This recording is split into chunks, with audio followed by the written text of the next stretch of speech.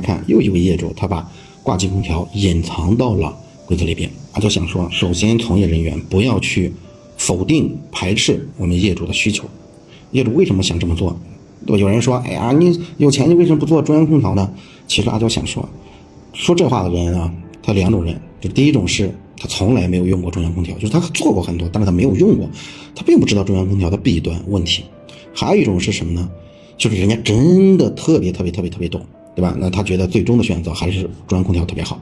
那今天我们这个视频不讲中央空调的弊端啊，其实阿娇之前见过有一部分的业主，人家非常豪华高端的客户家里边也是专门要求不用中央空调，这种情况其实也是有的。阿娇想说明一下，为什么我们的广大业主把挂机隐藏起来的需求很简单嘛。首先，业主认为这个很突兀，业主认为内挂机不好看。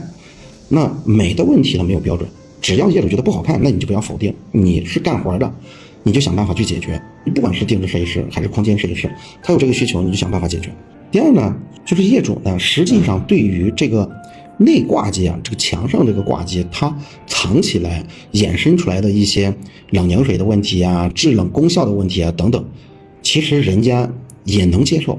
你只要给他讲了，大部分这种结果都是业主最终取舍之后的结果，并不是人家不知道。能做成这个案子的定制设计师或者空间设计师，实际上人家的水平不比你差，对吧？人家跟业主沟通过了，最终取舍完之后，人家做了一个这样的样子，那你怎么能去否定我们的终端业主的需求呢？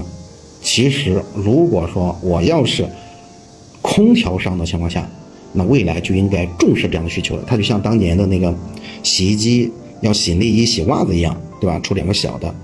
空调呢，我觉得也可以考虑了，还是内挂机，但是内挂机有没有办法它一个壳实际上可以隐藏的或者怎么样？当然这个工业设计的设计师如果能看到的话，对吧？空调设计师看到的话，有没有可能这是一个隐藏的很大的用户需求市场呢？换一种思路，有可能海阔天空。